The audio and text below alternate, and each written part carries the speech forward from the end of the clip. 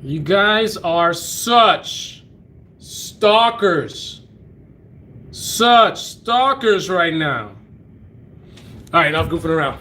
So, this is your Fast Life motorcycle channel, the most awesome motorcycle channel in the universe. Yay! So, want to give you guys a quick update on by the way, I'll leave this story for another time. Those of you guys that follow me on Instagram at carlylespicks, you know what's up. But on this stream, I just want to give you guys a quick update. So I already picked up the bike. I picked it up, I think it's been about 2 weeks now, and absolutely loving it. McDonald's, I'm loving it. That bike is amazing. As big as it is, and you know I like light bikes, it's actually very flickable and very maneuverable. I would say up to about 45 miles per hour. Not saying it's not flickable above that, but I'm very impressed with how flickable it is for such a big bike, a 1400cc bike, and I'm doing 45 miles per hour and just flicking it. Love it. Flick of the wrist. It is, I don't know if it's as smooth as the Busa. I wonder about that, but it's certainly comfortable. I did a almost 2-hour ride all the way up to New Haven, Connecticut. And this is something I'm going to talk about in a future video where I'll tell you guys we'll talk about the discussion of having a hard time finding good service. Now, I do 95% of the service on my bikes, so I normally don't have to worry about this. But it's a new bike, I'm super busy, wanted to play it safe and have it looked over by a professional, quote unquote professional.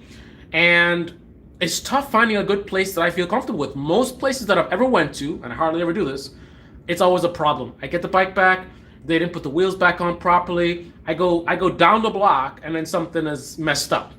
I'm telling you, people recommend it. Say, oh, go here, go there. I go there, and sloppy work every time.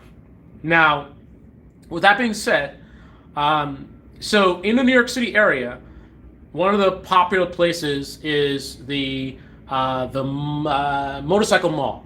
But if you look at the reviews on Motorcycle Mall, they're horrific. Nightmare stories about how the customer service is bad, the salesmen are bad, all this kind of negative stuff. And I've been there a couple of times, and I've had negative experiences there as well. You go in, they ignore you. I mean, just not really a place that I'd want to have my bike serviced. I've looked at the service reviews as well, not hearing good things. So with that being said, I did some more research and I tried to find some other places that I could take the bike to, and I actually found some place in New Jersey, little sort of West New Jersey. I forgot what the name of it is, but they said 2 weeks. I'd have to wait 2 weeks to get the bike back. They were 2 weeks behind. So I said, all right, I'm not gonna, look, the weather's getting really nice. I'm not gonna wait 2 weeks for a bike. I didn't want to deal with that. So what I ended up doing is I said, let me look around. Let me get a recommendation. One of my subscribers who actually lives in Connecticut, this is a Zx14r rider. He's been going to a place, New Haven Power Sports, I think it is. I should know where my bike is, right? But anyway, I think it's New Haven Power Sports. He told me, great place to go to. I looked online. I heard good reviews. So I said, okay, now this is 2 hours away. Now, the fact that I would even have to consider going 2 hours away for a basic service, just check the bike out, not really a service. I just want to do really an inspection. Make sure that it's good to go, that I can ride it with confidence, that the wheel's not going to fall off once I hit 300 miles per hour. And the speed's not limited, so it's probably going to hit about 350, I'm thinking. Maybe that's a little bit high. Probably go like 340 miles per hour. But regardless, whatever the top speed is, I don't want the wheels to fall off. I don't want anything to fall off. So I'm getting a basic safety inspection. So 2 hours away. And by the way, the ride to New Haven Power Sports was awesome. Loving it. That smooth power delivery. It is so fast. It is the master gap closer. You see a gap on the road and you just twist that throttle. Woo! Oh man, I just love it. It's so powerful. Anyway, I don't want to get distracted. We're going to talk more about that. I'm going to give you guys a full review on the bike. That's going to be more appropriate. So let's stick to the topic. So here's the bottom line. The service center that's close to New York City was 2 weeks behind. I'm not waiting 2 weeks. New Haven Power Sports said 1 week behind. And price difference. The one in New Jersey was quoted me $250 and 2 weeks wait. The one New Haven Power Sports said 1 week and they said $60. I was like, man, $60? I'm good. So I made that beautiful ride up to this was last weekend, up to New Haven Power Sports. Again, they told me 1 week how long it would take to get the bike back. I called them a day later, and they said they're a week and a half behind. I was like, how do we go from 1 week to 1 week and a half?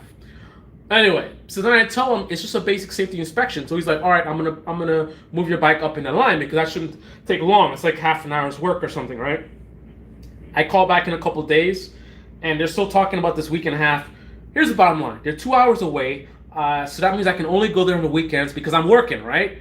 So if they don't get it done by tomorrow, by the way, that sucks because that's gonna be a whole another week. When would I be able to pick it up? If they don't get it done by tomorrow, when can I pick it up? But the following Saturday.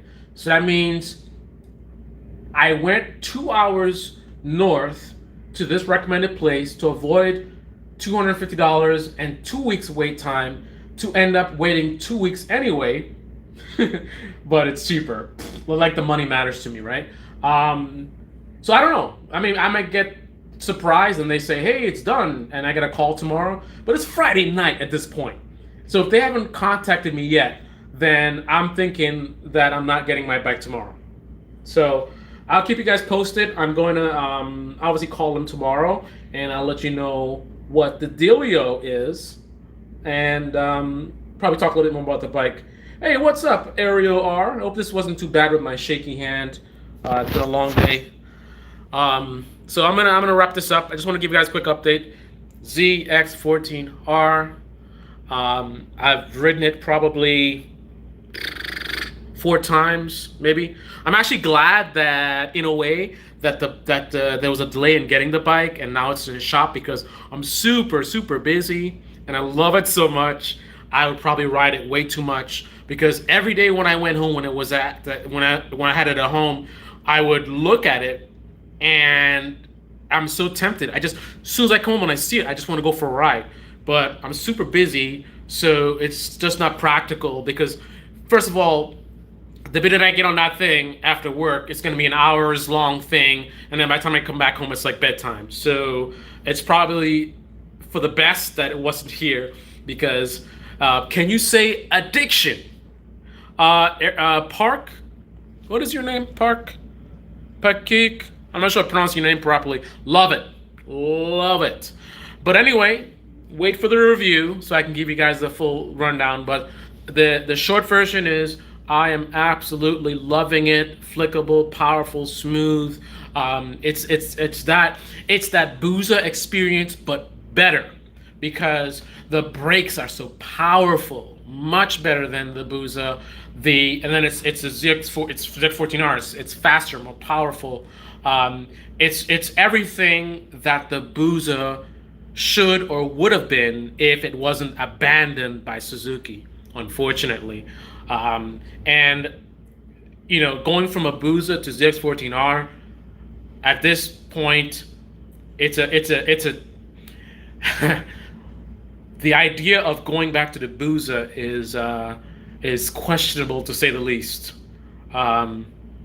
Yeah, I really want to do a side-by-side because even though this, in general, which is the better bike, Zx14r, on paper and in reality, bottom line. But that doesn't, the Booza is still a special bike. So the question is, it's like sports car, not really, but think about sports car versus like a sedan or something. Which one's better? The 2 different types of cars, right? So the question is the Booza, the unique, whatever the unique characteristics of the Booza, is it unique enough and special enough that it could be a matter of, as far as riding, not the looks, Boozas are for certain people and the ZX14 is for other people in terms of the riding experience? Or is it a matter of the ZX14 is a better bike, period? So why would you ever buy a Booza if you're strictly focused on the performance, the riding experience? If all you care about is riding experience, why would you ever get a Booza over a ZX14R? Like, that's the question. Because if I'm to just think about it right now, I'm leaning towards there's no need. If you're just focused on riding experience, there's no need for a Booza. Just get the ZX14R. It's the better bike.